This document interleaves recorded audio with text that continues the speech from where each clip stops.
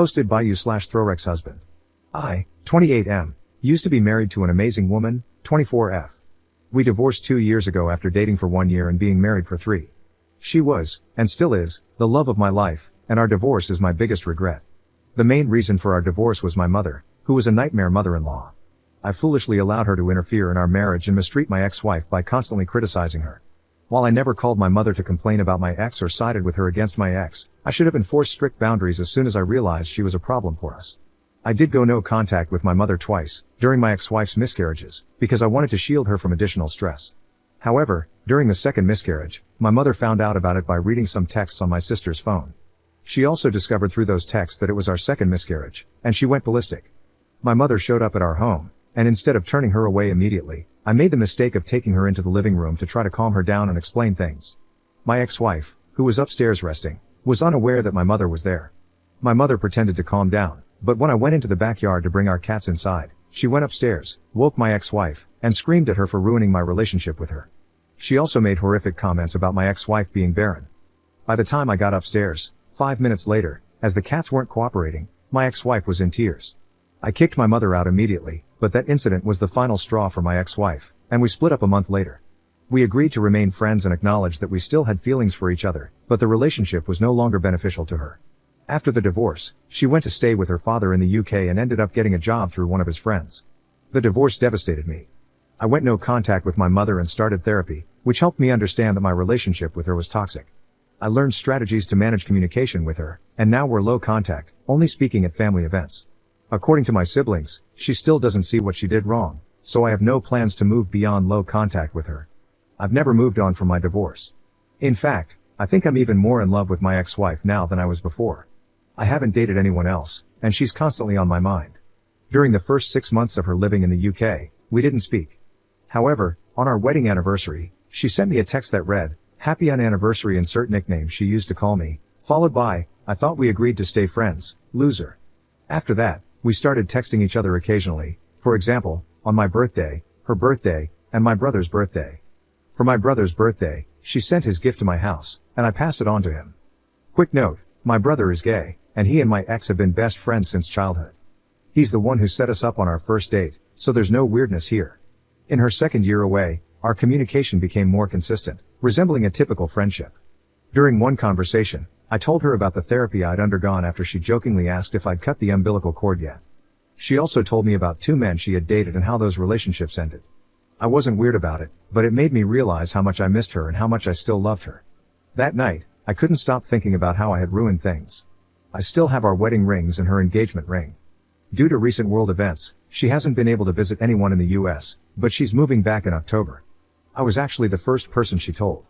Everyone in our circle is excited, and my brother is organizing a homecoming party for her. The party will likely be hosted at my house, our former marital home, because I'm the only one in the group who lives alone. My brother recently asked me if I'd consider hanging out with her one-on-one after she moves back. I wasn't planning to ask her, but now it's all I can think about. Since they're best friends, I wonder if she might have put him up to it, similar to how she asked him to set us up when we first started dating. I asked my sister for advice, and she said I shouldn't ask her to meet up and should wait for her to take the lead if she wants to. I do think she might still have feelings for me because, during one conversation about one of her breakups, she said, "None of the men over here can handle me like you can." However, her humor is generally flirtatious, so I can't be sure. I'd love an outside perspective. Would asking her out be the right thing to do? Thanks for reading. Edit. You've all convinced me to ask her now instead of waiting until October. It's late here in the UK right now, but I'll call her tomorrow. Thanks for all the encouragement. Edit. I wanted to clarify what I meant by low contact since I know everyone interprets it differently.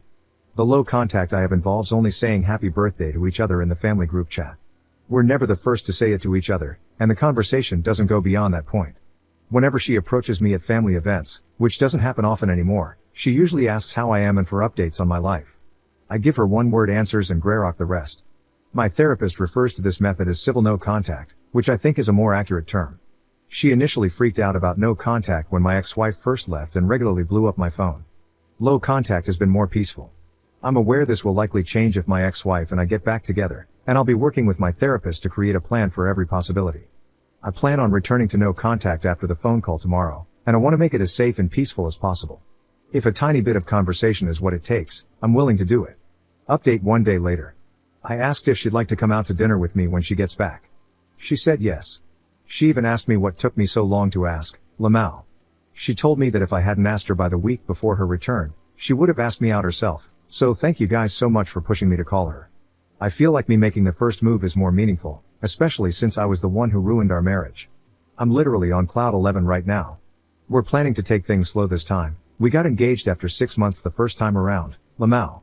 I'm also going to be picking her up from THE airport. Should I bring her flowers? I also spoke to her about my mom. She was aware of the civil no contact arrangement I had, and she said she didn't mind if I kept it, but I made it clear that I don't want to anymore. I've only been tolerating my mom's presence for the sake of my siblings and their children at events, but I've decided to stop attending those events and instead celebrate important occasions with them separately. I'm hoping my nieces and nephews will harass my siblings about me being missing from their birthday parties so much that my siblings uninvite my mom, Lamau. I know I'm their favorite uncle. I apologized to her profusely, but she said she'd hang up if I kept apologizing, so I had to stop. I know this is just the beginning, and more apologies will definitely come as we start unpacking our failed marriage, so I'm trying not to max out her apology acceptance capacity just yet. She's also agreed to start couples counseling with me when she gets back. We even discussed the possibility of moving to the UK if we get married again. She mentioned wanting to stay in the town I'm currently in for the next few years because she's missed her family and friends here a lot. Her maternal family is here, but her paternal family is in the UK. Still, she said that moving back to the UK isn't completely off the table. I told her I'd follow her in a heartbeat, and she called me a nerd, Lamau. Our conversation lasted 2 hours, and she only had to go because she was taking her younger siblings out. Oh, and remember how I suspected my brother was hinting to me about her wanting me back? I was right. She admitted she'd been asking him to drop hints. I saw a comment earlier saying I should have just asked my brother to spell it out, but trust me, he's insanely annoying. I'd have to hold him hostage to get him to say anything. I know there's so much more to discuss in the month before she returns, and I'm putting together a priority list. Dealing with my mom is at the top of it. I told my ex-wife I wanted to sell the house so my mom wouldn't have my address, and I swear she wanted to reach through the screen and choke me.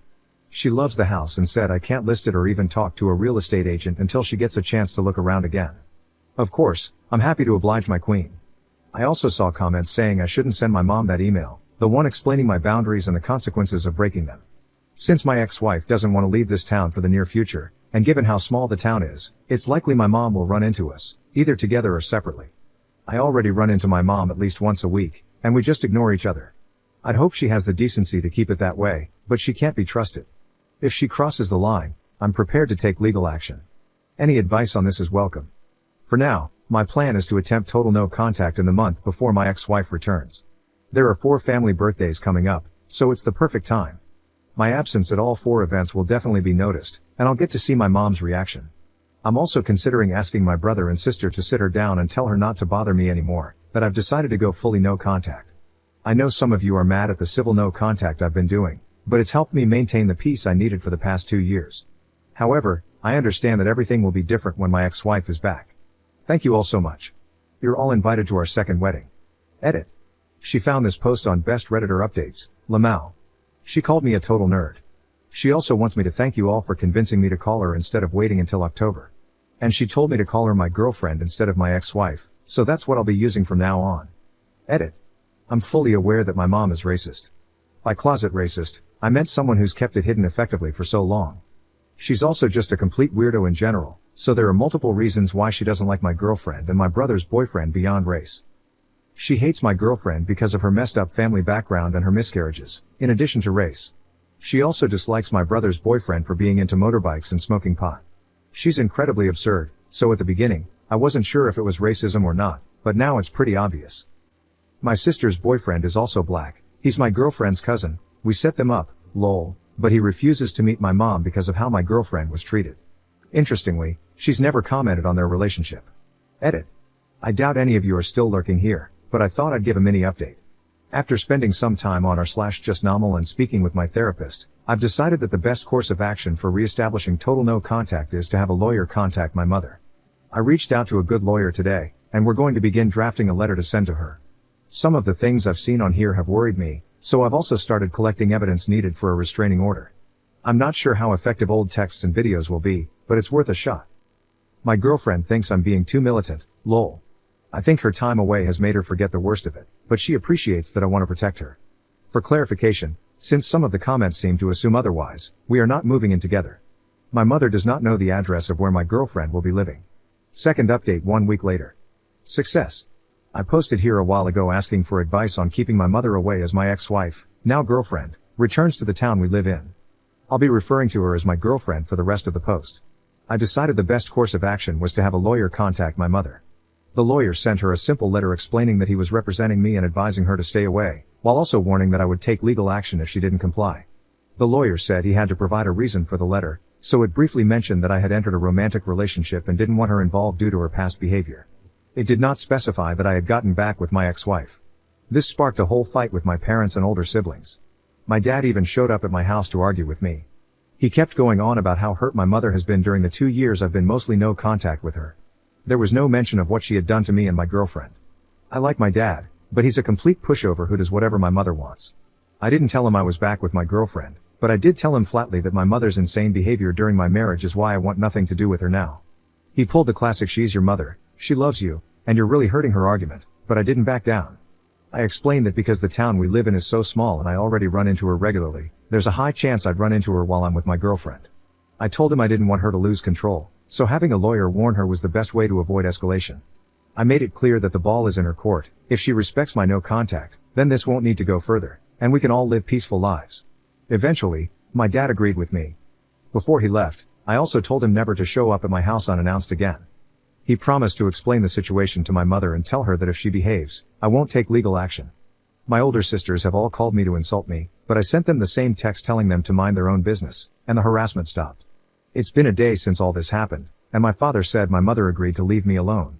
While I can't completely trust her word, it's a start, especially since last time I tried to establish no contact, she went off the rails.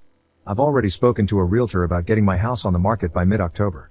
I'd like to sell it sooner, but my girlfriend wants to have a look around first, so I'm waiting. I plan to move to a neighboring town where I can keep my job, see my friends, and stay in touch with the family members I'm close to.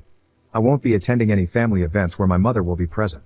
Missing my nieces and nephews' birthdays will be tough, but I'll visit separately to give them their gifts.